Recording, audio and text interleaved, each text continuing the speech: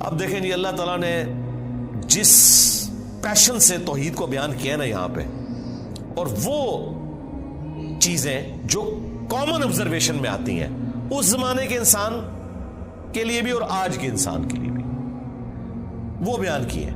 جو میں نے آپ کو سٹارٹ میں کہا تھا سورہ یونس جو ہے آپ سمجھ لیں سورہ توحید ہے، اس کا ڈومیننٹ فیکٹر توحید ہے۔ قل من یرزقکم من السماء والارض، اے نبی ان سے پوچھئے بھلا بتاؤ تو کون ہے جو رزق دیتا ہے تمہیں آسمان سے اور زمین سے، آسمان سے پانی برسا کر اور اس کے ذریعے زمین سے کھیتی اگا کر۔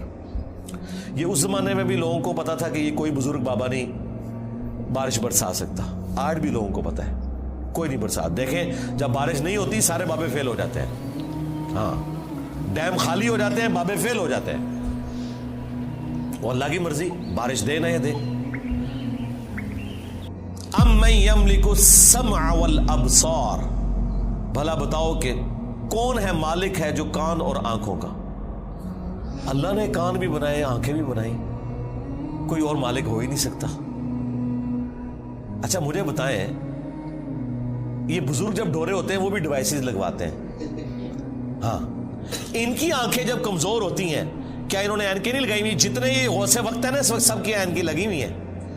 ہاں الیاس قادری صاحب بھی جب انہوں نے کچھ پڑھنا ہوتا ہے نا وہ کہتے ہیں مجدد بھی ہیں اور غوث وقت بھی ہیں، اس وقت بریلویوں کے اینک لگاتے ہیں۔ کیوں لگاتے ہو اینک؟ تم تو دلوں کے بھی چھپے ہوئے راز جانتے ہو، سامنے چیز آئی ہوئی نہیں پڑھ سکتے۔ ابھی تو انجینئر صاحب نے اپنا فارمولہ نہیں رکھا میکینیکل انجینئرنگ کا، مشین ڈیزائن کا۔ تم جو اردو میں لکھی ہوئی باتیں ہیں وہ بھی انگریز کی بنائی ہوئی اینک کے بغیر نہیں پڑھ سکتے۔ ہمیں تو کل تک کہتے تھے جی اگر انگریز ہوا میں اڑ سکتا ہے تو بابا کیوں نہیں اڑ سکتا؟ انگریز نے تو اڑ کے دستا ہے جہاز بہ کے، بابا بھی اڑ کے دسے، مان لے مانگے۔ تو انگریزوں کی بنائی ہوئی اینکیں لگتے اڑ کے دستا ہے جہاز بہ کے، بابا بھی اڑ کے دسے، مان لے مانگے۔ تو انگریزوں کی بنائی ہوئی اینکیں لگا کے تم لوگ وہ چیزیں پڑھتے ہو تو ظاہر ہے تم تو مالک نہیں ہو ان آنکھوں کے۔ آج تک کسی بزرگ نے اپنی آنکھیں کمزور ہونے سے روکی ہیں؟ کوئی شخص اپنے بڑھاپے کو ٹال سکتا ہے؟ کوئی پیغمبر بھی نہیں ٹال سکتا اپنے بڑھاپے کو۔ بال سفید ہوئے تو ہو گئے، نظر کمزور ہوئی ہے تو ہو گئی ہے۔ تو یہ چیز ہے، اللہ تعالیٰ فرماتا ہے کہ پوچھ ان سے اے نبی صلی اللہ علیہ وآلہ وسلم کون مالک ہے کان کا اور آنکھوں کا۔ وَمَن يُخْرِجُ الْحَيَّ مِنَ الْمَيِّتِ، اور کون ہے جو مردے میں سے زندہ کو نکالتا ہے۔ بظاہر زمین مردہ ہوتی ہے اس میں سے زندہ کھیتی نکلتی ہے، بظاہر انڈا ہماری کامن آبزرویشن کے اعتبار سے مردہ ہوتا ہے اس میں سے چوزا نکلتا ہے، ویسے تو وہ مردہ نہیں ہے لیکن قرآن چونکہ لٹریچر کی زبان میں کامن آبزرویشن پہ بات کر رہا ہے اس اعتبار سے تو وہ بظاہر ہل جل نہیں رہا، ایک بیج اس کے اندر زندگی ہے لیکن بظاہر مردہ ہے، اس میں سے 6 ارب گنا بڑا درخت نکلتا ہے۔ وَيُخْرِجُ الْمَيِّتَ مِنَ الْحَيِّ،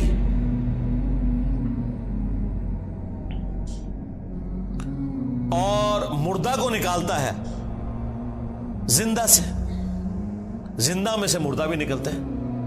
یعنی مرغی انڈا دیتی ہے، بظاہر یہ بات ہو رہی ہے، میں سائنٹیفک لینگویج میں بات نہیں کر رہا، لٹریچر کی زبان میں بات کر رہا ہوں۔ زندہ درخت میں سے، اور وہ بھی زندگی اب سائنس ہمیں بتا رہی ہے، قرآن تو پہلے ہی کہہ رہا تھا کہ درخت زندہ ہے، کھیتیاں زندہ ہیں، لیکن اب ہمیں سائنس بتا رہی ہے ان کی فیلنگز ہیں، باقاعدہ یہ خوش بھی ہوتی ہیں ناراض بھی ہوتی ہیں، پھول مرجھا بھی جاتے ہیں، ان کے اوپر بھی کیفیات طاری ہوتی ہیں۔ تو آپ دیکھیں اسی میں سے وہ بیج نکلتا ہے، وہ بیج آپ بوتے ہیں ایک اور درخت نکل آتا ہے، ایک اور کھیتی نکل آتی ہے۔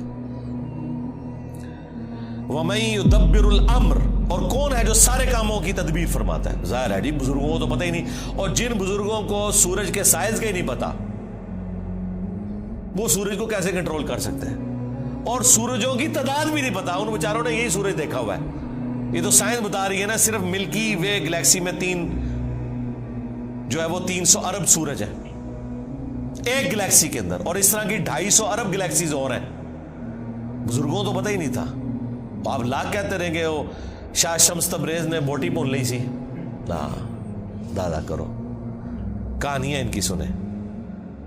فَسَيَقُولُونَ اللَّهُ، تو یہ انقریب کہیں گے اللہ ہی کرتا ہے۔ یہ دیکھو مشرکین عرب بھی بتوں کو ساتھ شریک ٹھہراتے ہوئے بھی کہتے تھے نہیں اے کام نہیں بت کر سکتے، اے وڈا ہی اللہ کرتا ہے۔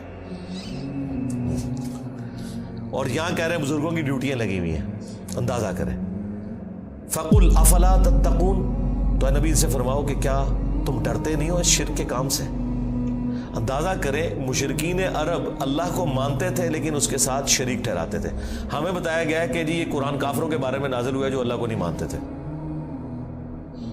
تاکہ آپ کا خیال ہی اس طرف نہ جائے کہ آپ کے بابوں کے بارے میں بھی ان کے ماننے والوں نے وہ عقیدے رکھے ہوئے ہیں جو مشرکین عرب نے اپنے ان بتوں کے ساتھ رکھے تھے، سوائے ایک فرق ہے کہ وہ انہیں چھوٹا آلیہ کہتے تھے.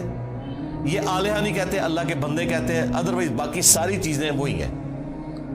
اللہ کے نیک بندوں کے نام کے اوپر، فرشتوں کے ناموں کے اوپر انہوں نے بت کھڑے کیے ہوئے تھے. کام آگے یہ وہی کر رہے ہیں، لیکن وہ ایک فرق جو ہے نا وہ اس کو اتنا اجاگر کرتے ہیں کہ نہیں جی وہ تو ان کو چھوٹا معبود مانتے تھے، ہم اپنے ان بزرگوں کو معبود نہیں مانتے. تو اس کا جواب پھر میں نے دیا تھا سورۃ المائدہ کی آیت نمبر 75 میں.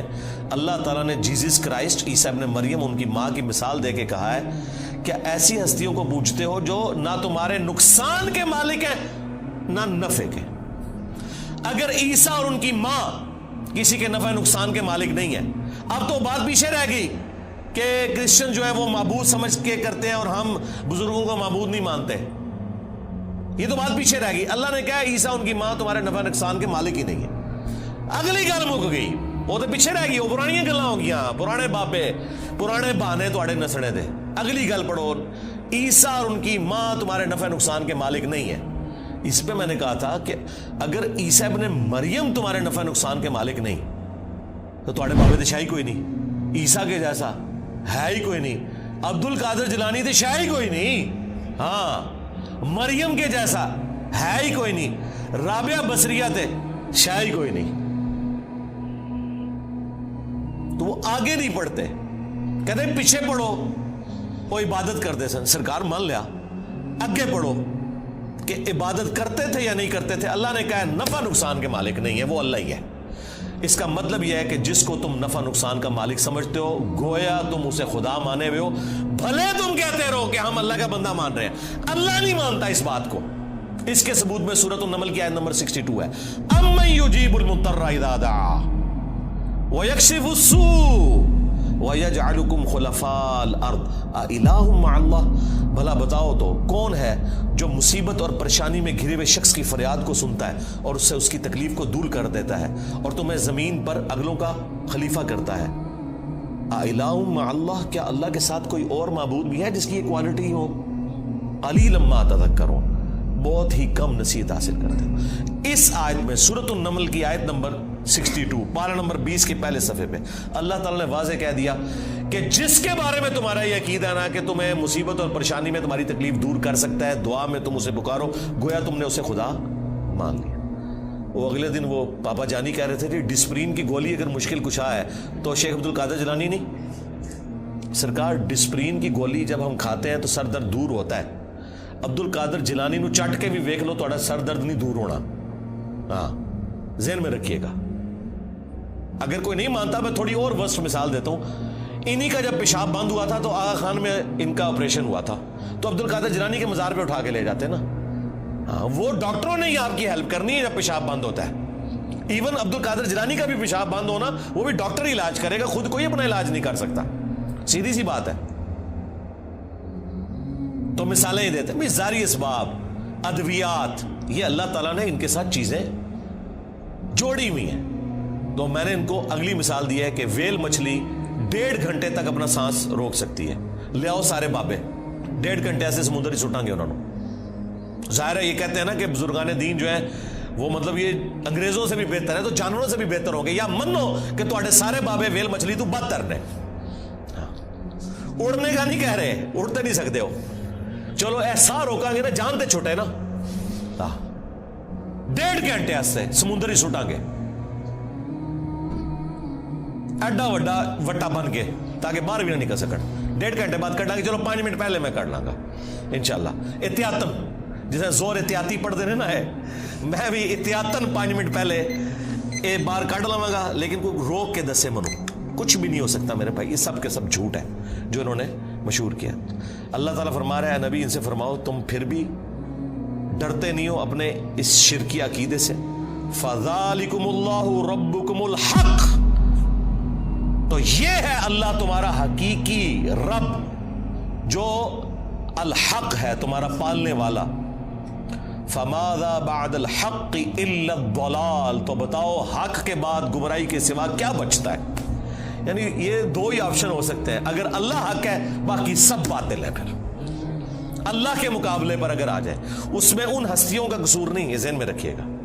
لیکن مثال کے لیے پھر اللہ نے کہا ہے اگر اللہ ارادہ کرے کہ عیسیٰ اس کی ماں اور سب لوگوں کو ہلاک کر دے، اللہ کو کوئی پوچھ نہیں سکتا۔ سورۃ المائدہ آیت نمبر 17۔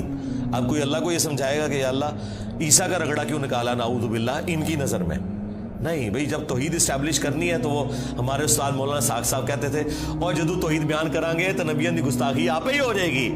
یہ ہو نہیں سکتا کہ ایسی توحید بیان کریے اور گستاخی نہ ہوئے، کیونکہ گستاخی آپ کہہ رہے ہیں، وہ گستاخی ہے نہیں ہے، نبی نہیں سے گستاخی مانیں گے۔ اللہ تعالیٰ نے سورہ نساء میں فرمایا ہے عیسیٰ ابن مریم کبھی یہ اور محسوس نہیں کریں گے اور نہ کوئی مقرب فرشتہ کہ اسے اللہ کا بندہ کہا جائے۔ اور پھر اللہ نے کنکلوڈ کیا ہے کہ اگر کوئی فرشتہ یا کوئی پیغمبر اس چیز سے شرمندگی محسوس کرے کہ وہ بندہ ہے ہمارا، ہم قیامت کے دن بلا لیں گے، پھینکیں گے جہنم کے اندر سمجھانے کے لیے۔ اللہ تعالیٰ تو بالکل نہ اس کا کوئی پیغمبر رشتہ دار ہے نہ کوئی فرشتہ رشتہ دار ہے، سب کے سب اس کے بندے ہیں۔ ہاں، اللہ اکبر۔ فَأَنَّا تُصْرَفُونَ، تو پھر کہاں رخ موڑ کے پھرے جا رہے ہو؟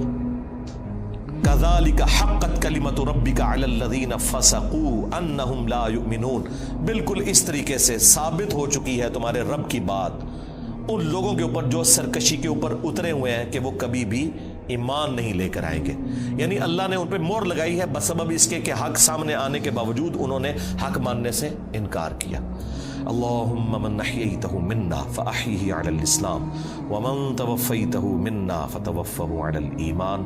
سبحانک اللہم وبحمدک اشہد ان لا الہ الا انت استغفرک واتوب الیک وما علینا الا البلاغ المبین۔ جزاکم اللہ خیرہ۔